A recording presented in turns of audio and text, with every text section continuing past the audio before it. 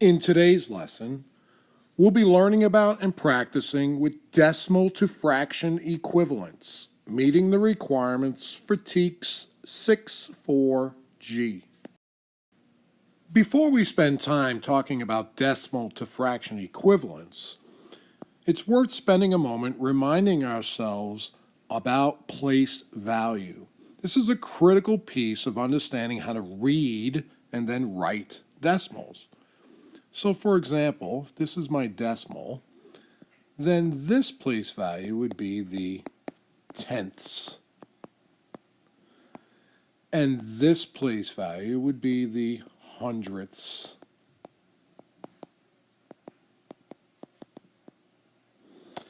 And this place value would be the thousandths. And this place value would be the 10,000ths. As long as we understand how to read these place values, then it'll be easier for us to make equivalent fractions from our decimals. So if we're working with the decimals 0.4, 0.25, 0.160, then that means we're working with the decimals 4 tenths, 25 hundredths, and 160 thousandths. When I want to write my decimals as equivalent fractions, I'm going to take the name of the decimal and write it as a fraction. So for example, 4 tenths would be written 4 over 10. The 4 is written over its place value of 10. 25 hundredths would be written as 25 over its place value of 100. And finally, 160 thousandths would be written as 160 over its place value of 1,000. So now we've written fractions of equivalent value for these three decimals. So the next step is to make sure that our fractions are simplified. Now, if simplifying fractions is still a challenge for you, I would encourage you to check out the video on simplifying fractions on my YouTube channel. Now, if the most challenging part of simplifying fractions for you is finding and using the greatest common factor, then maybe you could check out my video on greatest common factors on my YouTube channel as well. Now, simplifying these fractions, I see that 4 and 10 share the greatest common factor of 2. And that if I were to divide my numerator and denominator by 2, I would get a simplified fraction of 2/5. So that the fraction equivalent to the decimal 0.4 or 4 tenths is 2/5. Now for our next fraction, 25 over 100, I see that 25 and 100 share the greatest common factor of 25. And that if I were to divide my numerator and denominator by 25, I would get a simplified fraction of 1/4. So that the fraction 1/4 is equivalent to the decimal 0.25 or 25 hundredths. And then finally, I see that 160 and 1,000 share a greatest common factor of 40.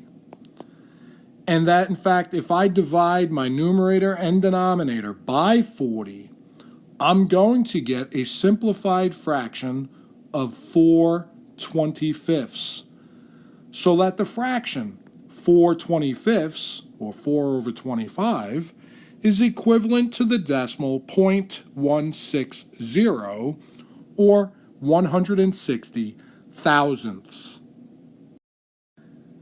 Now I want to take a moment to address these two particular decimals. When I write them as fractions, I then realize they can and should be simplified. Now on the previous slide I showed you that 25 hundredths share the greatest common factor of 25. But maybe you're struggling to see that or to find that. But you do see that you could divide 25 and 100 by 5. Well, you could absolutely use that.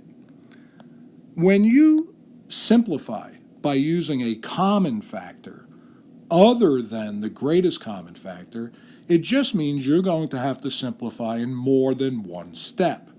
So for example, if I simplify by 5, I'm going to end up with 5 over 20, which can still be simplified. So you would now need to recognize that you could divide 5 and 20 again by 5. That would still bring you eventually to the simplified fraction of 1/4. This is a perfectly acceptable way to simplify. It just takes you more steps and more time. But here, if you didn't realize that 160 and 1,000 share the greatest common factor of 40, but maybe you saw, hey, they both end in 0, which means they can be simplified by 10. Sure, that would work. That would give you 16 over 100. Now, is that simplified? No. But if you then notice, wait a minute, I could simplify 16 and 100 by 4. And when I divide 16 by 4, I get 4, and 100 divided by 4 is 25. You arrive at the same simplified fraction, you just do so in more steps than if you did it directly using the greatest common factor. Now, what if I had a decimal that included a whole number? Say, for example, I had 2.4. Now, if I had 2.4 and I wanted to find its fraction equivalent, the first thing I would do is I would take the whole number 2 and set it to the side. And now I would focus only on the decimal. That decimal of 0.4 is 4/10. So I'm going to write that decimal as a fraction. 4 over its place value of 10. Now I see that 4 and 10 both share a common factor of 2. In fact, that's the greatest common factor they share. Now remember, I'm not dividing the whole number of 2. I'm only dividing the numerator and denominator in my fraction. So my 2 is still the whole number. And 4/10 divided by 2 becomes 2/5. So the decimal 2.4 can be written as the mixed number of 2 and 2/5. So let's try one more of those just to clear up any confusion you might have. If I have the number 3.35, that means I have a whole number, 3, and I have the decimal 0.35, or 35 hundredths. So I can write that decimal 35 over its place value of 100. And now I'm going to simplify. Remember, the 3 is a whole number. It's not being simplified. We're not dividing that 3, so it goes off to the side and waits. I now divide 35 and 100 by their greatest common factor. And I know that 35 and 100 share the greatest common factor of 5. 35 divided by 5 is 7, and 100 divided by 5 is 20. So the mixed number equivalent to the decimal 3.35 is 3 7/20. Let's recap this lesson. Most important thing, place value. I need to be able to read it correctly. I need to be able to recognize that this decimal is 6/10, and that this one is 24 hundredths, and that this one is 107 thousandths. Now, to write equivalent fractions, I take the numerical value, 6, and I write it over the place value, 10. I take the numerical value, 24, and write it over the place value, 100. I take the numerical value, 107, and write it over the place value of 1000.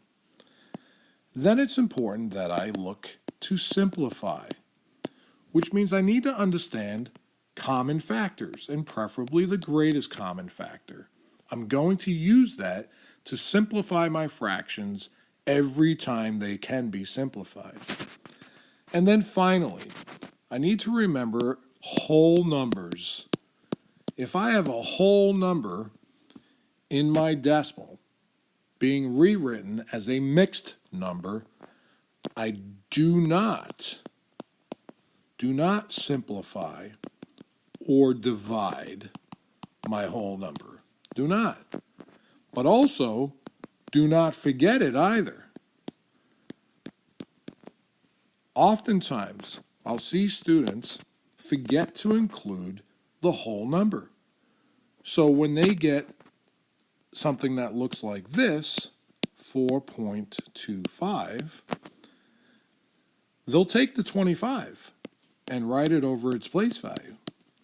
And then they'll even remember to simplify it by its GCF, or greatest common factor. And they'll end up with an equivalent fraction of 1/4. And they'll circle this as their answer, completely forgetting about the whole number 4 that was in their original value. So the mixed number equivalent to 4.25 would actually be 4 and the fraction 1/4. 4 1/4. Very important to remember that.